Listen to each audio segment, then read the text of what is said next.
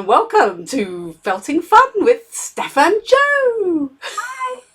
Hello. And here we are. So, good. Everybody? Good. Everybody else good? Yeah, everybody's great, thanks. Yeah. So today we're talking about armatures. Yes. Which seems to be a bugbear with lots of people. So I think we're going to stay, aren't we, side by side this time, rather than flitting between overheads and everything, and just generally chat it through. But Yes. it's probably, we'll just talk a little bit about what we're up to, and freebie things and things like that, because that's always exciting, isn't it? Yeah. I'm moving at the moment. Well, I'm packing. Let's be honest. I'm not moving anywhere at the moment. I'm just packing. And one of the things that I've been doing is trying to pack my wool. And I've been doing it into what looks like vacuum sacks. Look at that. Oh, that's a good idea. Yeah. So one giveaway. So these are ones which it's a special. Well, you can get them for putting like fish in and things like that, so you can boil in a bag. So that's what I think they're mainly for. And it is a little contraption, and you get the little. It's a roll, and you put it in, and you seal one end, and then you put it in, and it sucks out. So I think it's for boiling your fish, but Nice. But I don't know if you remember, but the other week when I was showing you all my wool, and I said, I've got a whole box of curly wool. That's it all in there. Oh, wow. It really, Yeah.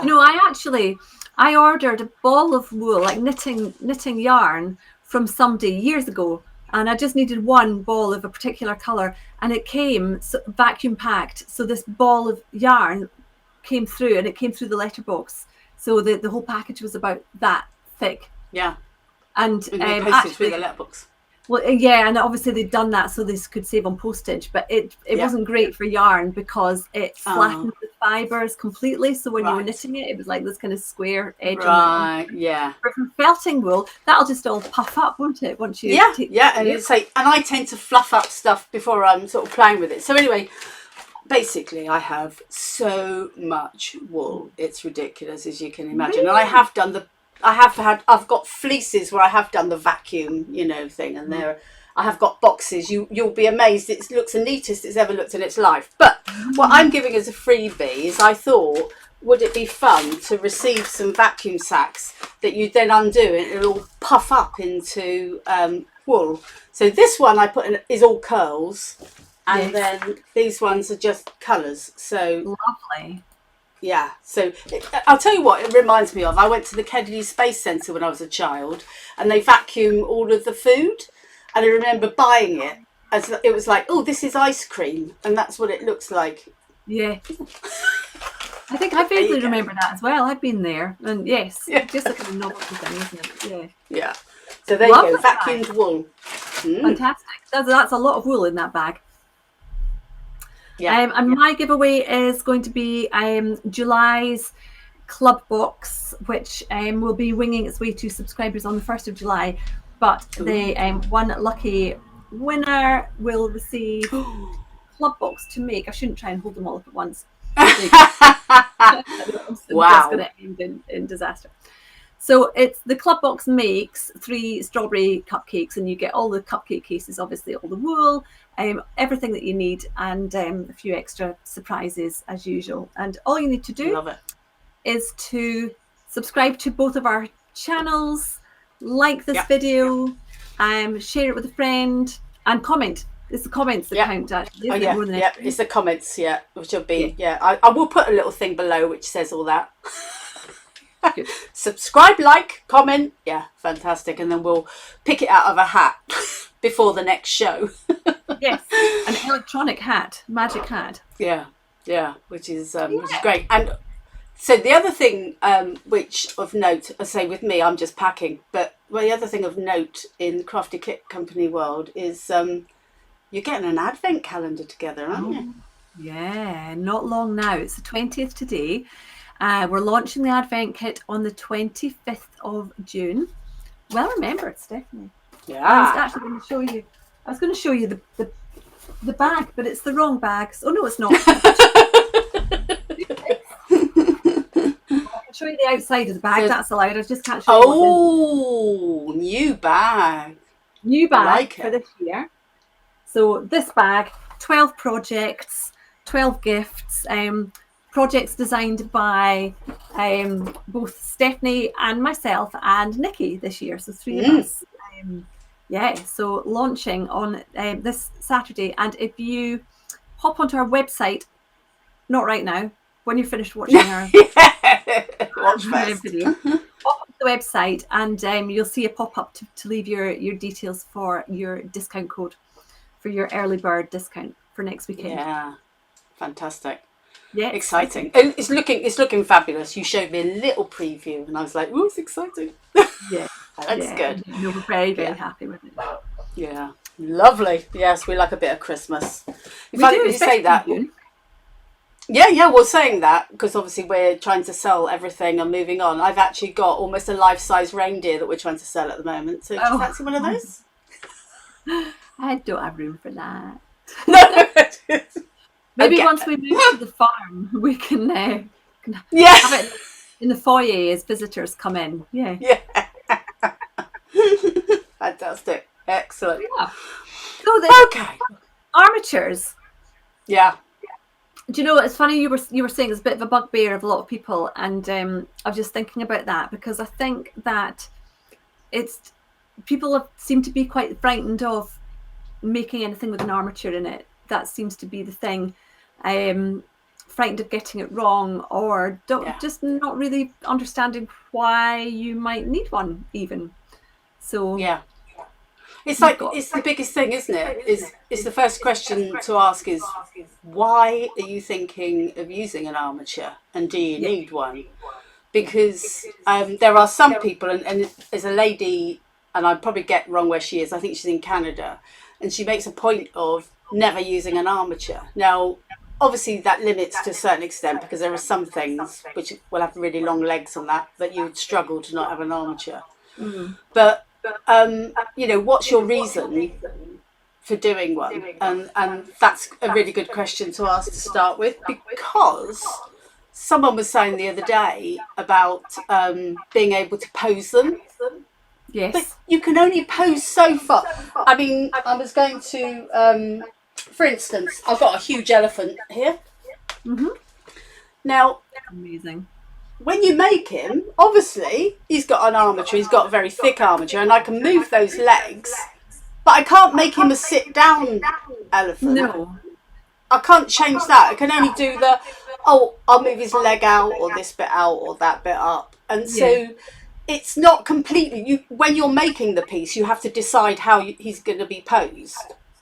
I would never say that the decision as to whether to make something with an armature or not should be based on whether you want to make it posable.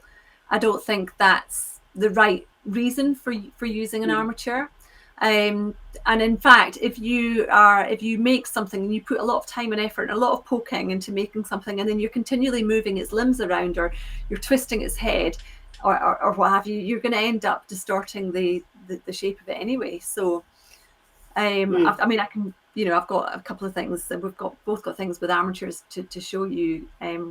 But these items, or this one in particular, has been posed, but it stays like that. I don't keep moving the leg into a different position.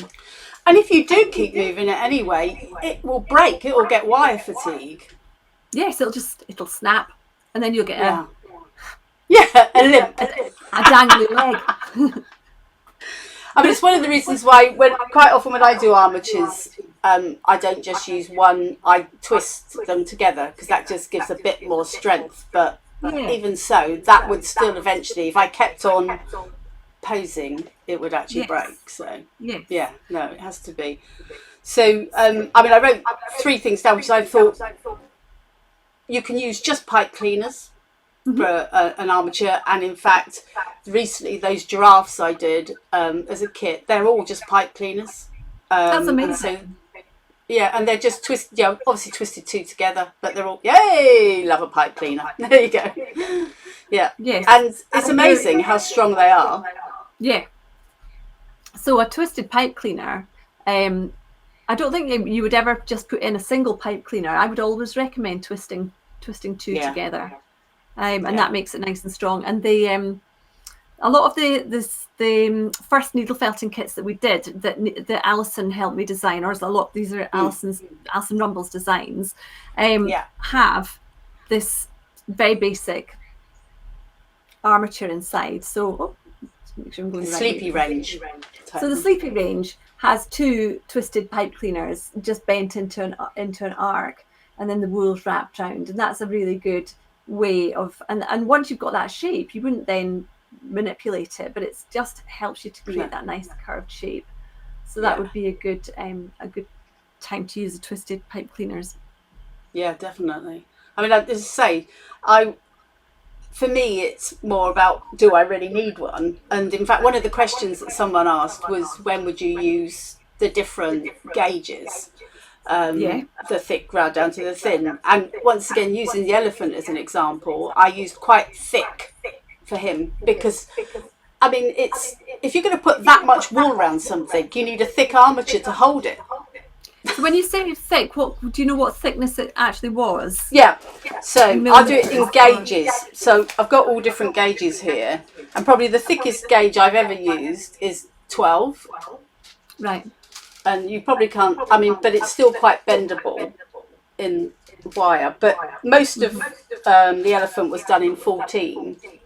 Right. Which, it does tell me, which is 1.6 millimetres. So it does tell me what it is in millimetres. So the 12 is 2 millimetre thick. That's 1.6 millimetre thick. The 2 millimetre thick wire is really quite thick, isn't it?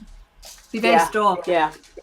But it's still soft aluminium as opposed to, because something else that I sometimes use is milliner wire, and that's wrapped in cloth, and that is really strong, as in you would find you'd struggle to twist that around each other because it's actually quite a strength.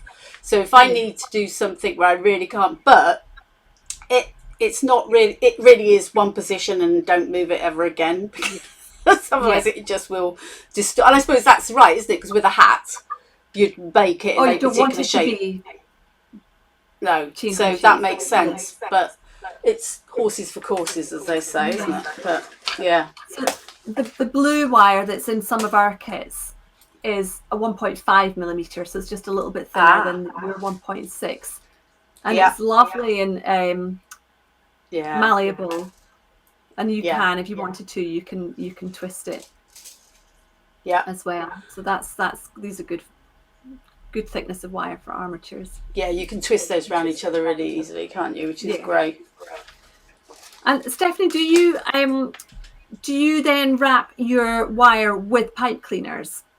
So once you've created the shape, it would depend. If what I was doing was a really, really thick. So if I was doing, so for instance, I've done pink flamingo with legs, I wouldn't do it then, because then I'm trying to get a really, really thin leg.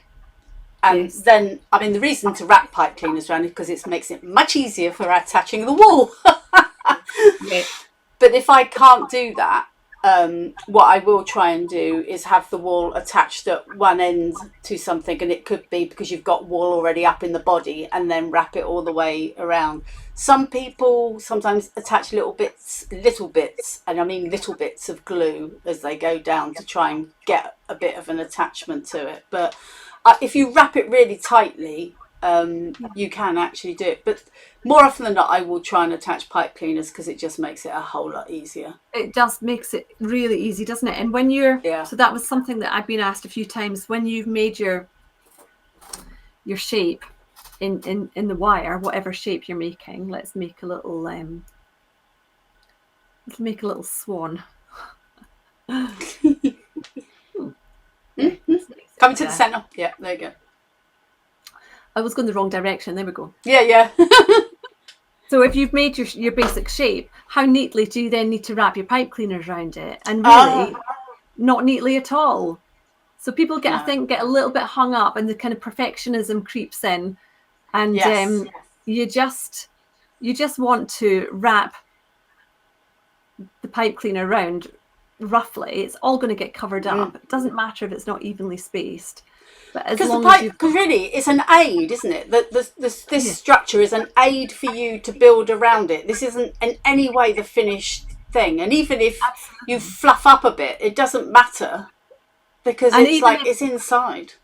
if one, in doing that stage, you think, well, I've distorted the shape of it. What, I need to, you can rework it. Yeah. And even once you've got a bit of wool on there, you can still keep bending it and changing the shape of it. I think perhaps some people think that once they've created that shape in wire, that's it. Right. And whatever they create at the start is going to dictate the look of the finished So I have object. a good way of explaining that one, because when I create my animals, I always create the initial structure in a standing position. So, for instance, when I did my lion who is standing, that's fine. I did the structure as a lion standing and carried on from there. But when I've done my lying down tiger, who isn't finished yet, I hasten to add, God love him, but I started with him in that standing up position, added some wool, but then as someone else was saying, the trouble is when you've put too much wool on and then you think, right, okay, in sitting position, his knees up here, because animals' muscles move when they move into position. So you can't put it all on and then think, right, I'm going to now lift the leg up here, be it a hair that you're doing or whatever. Yes. You need to do it quite early on. Because I know when I was making this chap, I kept thinking, oh my God, this looks weird. But I had to keep referring back to pictures. And of course, they have, that's his knee, which is right up here. Whereas normally, as a, I know he's a different animal, but even so, it's a complete, you couldn't bend that up into that position to lying down. So it doesn't have to be, that wasn't perfect at all. And I've sort of suddenly found that actually the leg's a bit longer and the foot's a bit longer. And so I've added a bit on, Yeah. Well, that's the beauty of felting, isn't it? Yeah, exactly. You just go with the flow. Yeah. And as I always say, when I make a real mistake, I can actually chop it off. So just chop it off.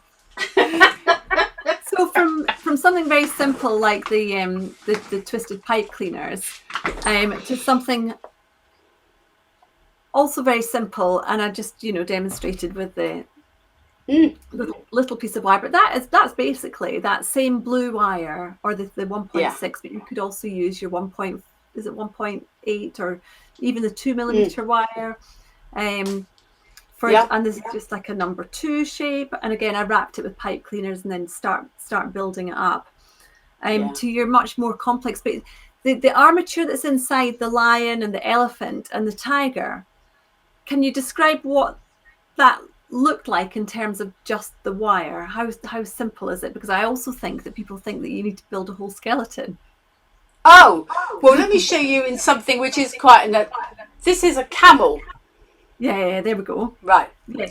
So basically, as we know, we've got humps, and I don't know if you can see, but I've actually put just a really thin, and that is a very thin wire I've done there because it's just so that I can remember when I'm building it up. There's a hump here, Steph, and also they have quite big shoulders, so I've given them quite a shoulder blade in there. But apart from that, it really is just, once again, you've got your swan neck and that, and it's just, oh yeah, well, and I'll build that face up and decide how big I want that when I get there. Yeah. I have actually done 2-pronged feet because they have quite weird toes, don't they, on camels and things. But once again, a really, really thin tail, just to remind me that it's there. But once again, I always make sure they can stand up when they're in this state, because as I go along, continually adding, I'm always rechecking, because someone else was saying they struggle a bit getting them to stand up, and you just have to keep doing it all the way along, keep checking that it's still, because you distort it as you're going, and you're bending it all over the place and this, that and the other, and then you make decisions as you go and think, oh, blimey, now one leg's shorter than the other. Do it all the time. But yeah, that's that. And I sort of think a camel's quite elaborate, isn't it? And so it's still quite a simple. Simple. The one thing I do, as I say, I more often than not have got twisted wire just so that it gives a bit of strength, and I like to make that diamond for the shoulders because that gives a bit of strength around there for bigger things, you know. So yeah. The first thing, the first kind of more complex armature that we did as a company after the Fox was Alison's hair. The what we called the wild Scottish hare, which is this beautiful one here. Beautiful. And this is the one that I was talking about it's been put into this position, but I don't keep moving it around. That's not the idea behind that. But the armature inside this one is kind of similar to your camel. It obviously doesn't have the humps, but there you go. Yeah. So that's it there. Yeah. So what you're holding up is the armature for is that. This. Yeah. It is. It's what I take along to shows when I'm selling the kits and things. And also it's at this stage that, like you say, you've got yours in that where the arms up, and I would decide at this stage, yeah, that's how I'm going to do it, or think, no, I want mine with the legs down, and I would do it now so that I know where I'm adding. You know, as I say, it's not a science, it's an art. I keep saying this to people. It's not a science. There's no magic formula which will get it right. But yeah, once again, nice and simple, and you got the basic shape. But what would you say? I mean, I've got my own thoughts about this, but what would you say was the most difficult thing for people about creating the armature? What's the most fiddly? Because there is no doubt about it that I think that they do go through a phase of you just wanting to kind of throw it in the bin with frustration until you realise actually this is just how wire behaves, and I just need to show it who's boss. Right. Yeah, it's interesting. That's what the when I've followed lots of different people's way of doing it, and it's been the sort of joining up limbs to body and things. Yeah. And so when I follow, I think when I follow the ones in the kits, and I am trying to do that join in the middle, I will actually take a pipe cleaner and wrap it to give it that strength in that join. And that's why that bit in the Fox, I've actually got a huge amount of pipe cleaners, because as I've tried to join it together, I've gone, right, I'm going to join you together. Yes. But it's why I do mine, but I do my own one slightly differently, which is why I do it all in one bit, and I give it that, because I struggle with that bit, and we all struggle with a different bit, do you not think? And then you just make your own way of getting over it.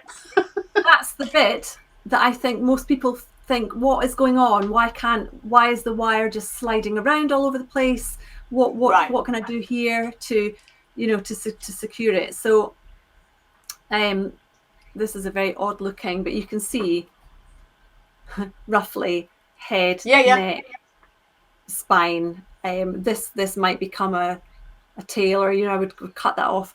And the front legs, all I've done is just wrap them tightly around there, and then it'll have pipe cleaners all over it. But this is kind of beginning to kind of spin round, and it's just that's it. That's the bit, and that's the bit where, as you say, I go, for goodness sake, and at this point I'll go, give me a pipe cleaner. I'm going to get this sucker stuck.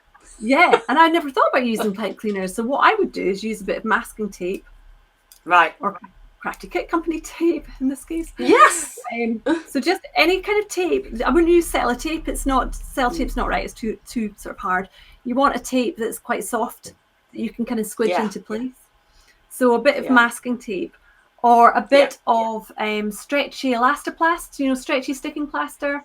Is good as well. But pipe cleaners, that's a great idea, and that just keeps everything from moving around and just being in a room. Yeah. And then I'd get the whole thing wrapped with pipe cleaners. Yes. Yeah. I think that was why I started with the pipe cleaner thing, because I was going to do pipe cleaners, and there was something else that I did. I think the first time when I did a sloth that somebody I was following, and it was annoying me that it was moving around, and I thought, right, I'm going to get this guy down, because some people go and they can do it really tightly and it stays. I can't. I'm useless when it comes to doing that, and I've either got a pair of pliers where I've now made it that I can't ever move it ever again, or and as I say, sometimes you change your mind a bit, don't you? At least with these, if you put a bit of tape round it or a pipe cleaner, you can sort of go, oh no, it's in the wrong place, and move it a bit, and yeah, definitely. And what about some tips for people who it's fair enough if you have your set of instructions and it'll show you a diagram maybe of the basic shape with some measurements. But for people who want a little bit more detail, or they want to add a bit of a rib cage or some shoulders, what would you recommend? Because I know that Alison has her books, The Anatomy of Dogs and all the rest of it. She's got those thing open and she can refer to the right dog. But do you go onto the internet? What do you do? Yeah, I go onto the internet, and bizarrely, there's practically every animal, even extinct animals known to man, there is a skeleton of it on the internet. And so I hunt out a skeleton and download it. And what's the best thing is if they've actually got a skeleton where they actually have drawn where the flesh and muscles is around it. So you can see that skeleton, because some animals, their backbone is really, close to the surface, isn't it? And others, it's like really to see where it is in that, so that you know that when you're building it, right, this is where I'm putting the mass and this is where I'm not. And I mean, I very first learned to build armatures through YouTube, watching YouTube videos and other people do it. And I found the way that I like to do it. Now, bizarrely, I was taught by a left-handed person, so I quite often do it left-handed without even realise, because I didn't realise at the time. It's just like, oh, okay, I'm doing it left-handed. But you find the thing that's comfortable for you. So it's like all the things that we're suggesting that I do this with pipe cleaners, you do that. People should try those things. And even I noticed, and I haven't listened to it yet, but somebody put up a video on YouTube yesterday, 45 minutes telling people about armatures, and I will go and find that, and there may be a tip in there that I don't know about that I want to take on board. And so I do watch everything and listen, because you know what it's like. You do someone says something, you think, God, why did I not think of that? Always learning. There's always something new to learn. Another tool for your toolbox, definitely. Absolutely. So I think the key message really is there's nothing to be afraid of. Well, in all of it, because there's no such thing as a mistake, is there? It's just, I'll do that again. Yes, exactly. And don't, it does make me sad when people are so afraid of not getting it right that they don't even start. I know. And I think that you have to just remember that an armature is just a framework. Yeah. And you, in some cases, like you say, you don't even need it, but it's there to help you. It's not there to test your anatomy skills. It's a guide. Yeah, exactly. I mean, it literally is a guide, and that's why, like in the fox one, where you've got the dip bit for the chest, and that just gives you another that reminds me that I'm actually doing that kind of shape around there. So when I'm adding all the wool in, and it's just a really nice reminder to have things like that. And that was why, as I say, with the lady that I follow, Sarah Finley, in fact, dogs, this is actually like a wolf. And because they have shoulder blades, and it's just to remind yourself that there's some shoulder blades there, and that's all that is for. It's like, okay, that this bit of the shoulder isn't close to the surface because there's these shoulder blades that I need to make sure I do. And I think on my Instagram page, I started doing some things of, this is how I start a project. This is how I decide, right, I'm going to do a red panda. What type of red panda?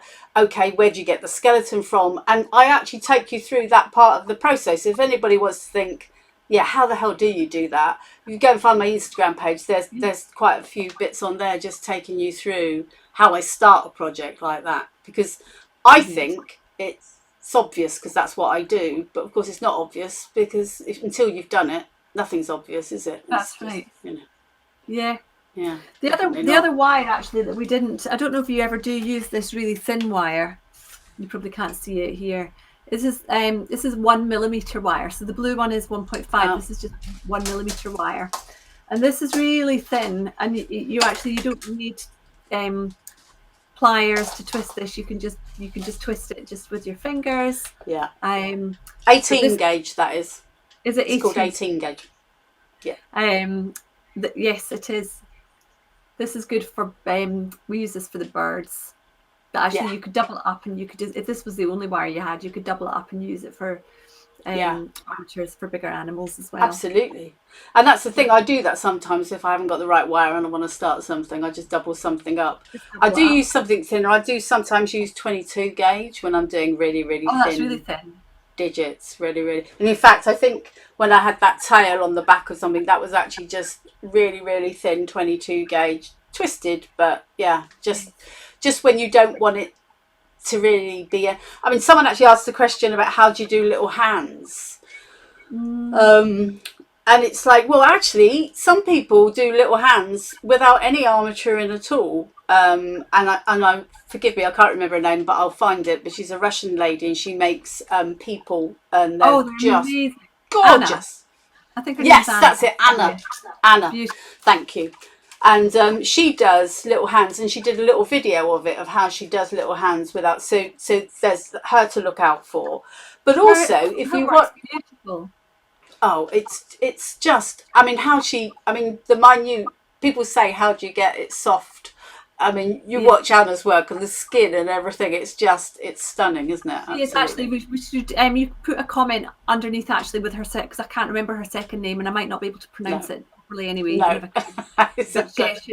Absolutely beautiful figures of little girls, and they look quite doll-like, but they're just delightful.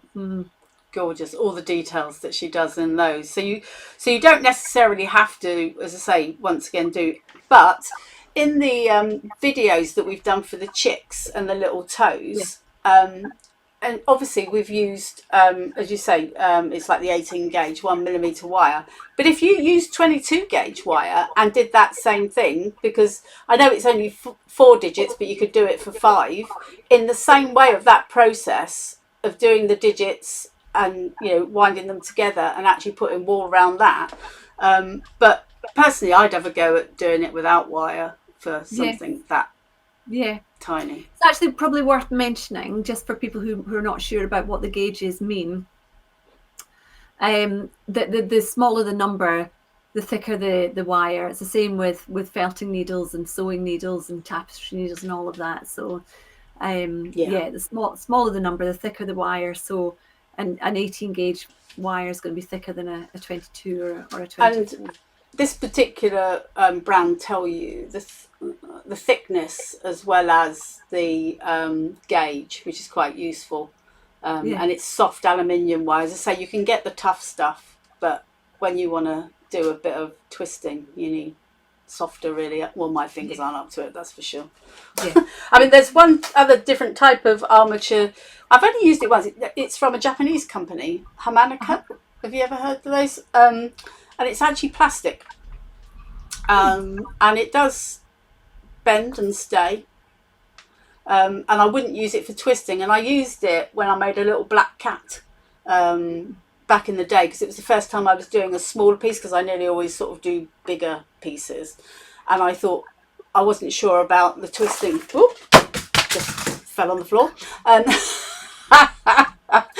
as it does. But it's a company called Hamanaka, and so if you're worried about the wire and stabbing with your needles, then this is plastic and very soft, and so you're less likely to do any damage. So it's it's if that, there's something for everybody. And playing around, and as I say, I liked it, but once again, it was horses for courses, really, and it worked for the thing I needed it. But I think it's a bit, just have a go. Is our advice. Just have a play around. Absolutely. I'm just looking at the questions that a couple of people. Any more questions? Put. Yes. I'm just. Fiona Burns was saying, sharp ends of wire. How do you make sure it's covered? Yeah. So I would always have. I haven't got a pair within my grasp, but I would always have a pair of little fine-tipped pliers. that you can bend the very tip of the wire over so that the sharp end is folded in. But also, because you're making an armature and you're going to cover it with pipe cleaners, and then that's all going to get covered with wool. So any sharp end of wire is going to be tucked in, it's going to be deep within the structure anyway. So I wouldn't worry too much. I do find it's quite, actually I'm going to get my pliers because I can see them.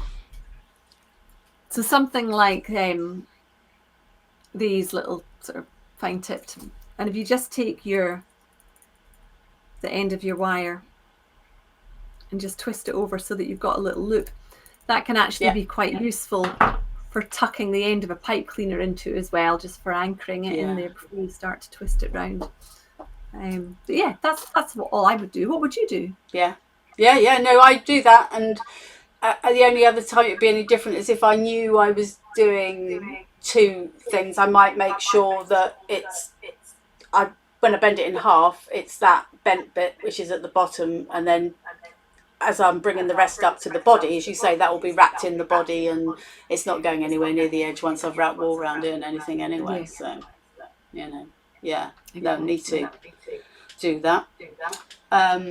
What else did she say? Oh, so quite often the wire of Ives in the kits bent round, obviously. Yes. And she was just saying, what's the best way to straighten it out before starting?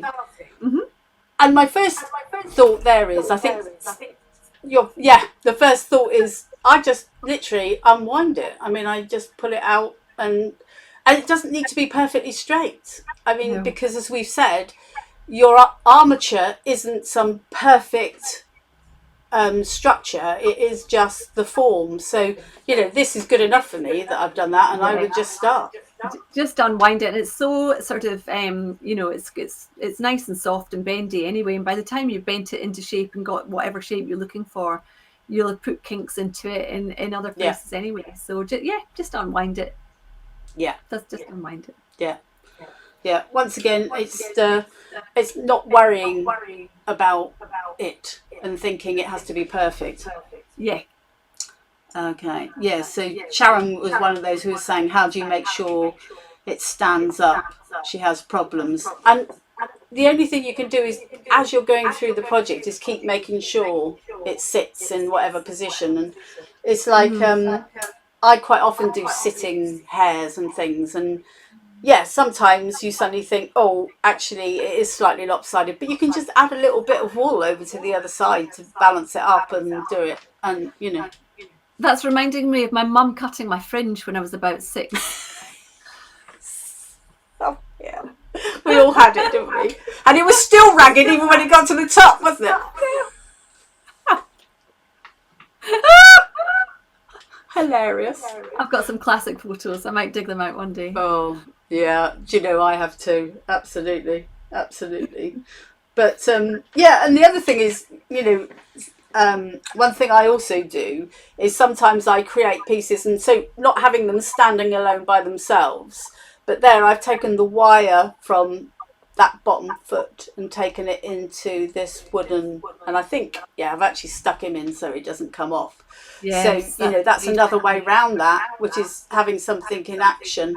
And put it on a stand, and then you don't need to worry quite so much about it balancing as such. That's a lovely idea. So for something like that, when you're adding the wire for the legs, you just add on quite a bit more, and then you can decide what to do with them. And then if you want to do something that you've done just there, the wire is already there.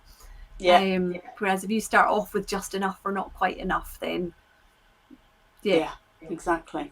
So no, that's one way around that, but otherwise it's just, as I say, as you're going along, and it's just it's like the elephant. The great thing about that was they have huge feet, so it's just when you get to that point you just add more on one than you did on the other type thing, and you can just keep going. Great. Good. Just keep adding it. Okay. Well, if anybody's got any more questions, pop them in the comments. Are there any more? I'm just going down the list. We've done the hand one. Chip process. Right, next I had something on the next page. Oh, just when do you use the different sizes? I think we've already said that, haven't we? It depends on the size of the project. One of the things that I was an interior designer back in the day, and I'm often using references to fabric as my explanation. So when I'm using a wire, so like for instance with the elephant one, I knew I was going to make him really, really heavy, and there's so much wool in that, it's unbelievable. I needed a strong wire because otherwise it would have been pointless. The wool would have been the dominant, and it had to be the dominant. And I liken it to when I used to do curtains. And if it was a really thick fabric, you'd put interlining inside it so that the interlining would then create those folds because it was the dominant fabric. It's the same when you're making these creations, you want then the wire to be dominant so that it can actually be that structure. So, you know. Very good explanation there. No, it makes so much sense though. And actually I never thought about that with curtains either, but it makes complete sense. Yeah, it's just which one to be dominant, isn't it? So yeah. But yeah, there you go. So cool. Fab. Yes, we've answered all the questions. Excellent. But yeah, if anyone's got any more, ask away. Oh yes, you still have. Do you know, I'm gonna put this out there again because in one of our first shows, I don't know if you remember, I said, well, please somebody take this and finish it, and I'm absolutely keep it. But it's just sat there in a basket for forever, and I think somebody did comment, but then they didn't get in touch. So right, they're up for grabs again. So if you would like to have this naked hair, then please let me know and I'll pop it in a box for you. And someone can finish it off. Yeah. Perfect. Yeah. Excellent. Great. Okay, right. Okay, well that's the end. We will be doing the draw, and as I should say again, subscribe, like, and comment below, so you get entered in the draw on both the Crafty Kit Company channel and the Tootique channel, and we'll be doing our draw in about a week's time. I say about because we used to say an exact date, and it kind of life gets in the way a bit, doesn't it? But I always make sure I contact whomever that we do actually let you know. But we do actually put them up on our groups so that you can see it, and also back in the channel. So don't worry, you will find out if you're a winner. Great. Okay, so all right. Lovely to see you. Yeah, good to see you too. To catch up, it's the only time we get to catch up these days, isn't it? Really? It's true. It's actually true. Okay, so it's goodbye from me, and it's goodbye from her and me. And we will see you next time. Bye.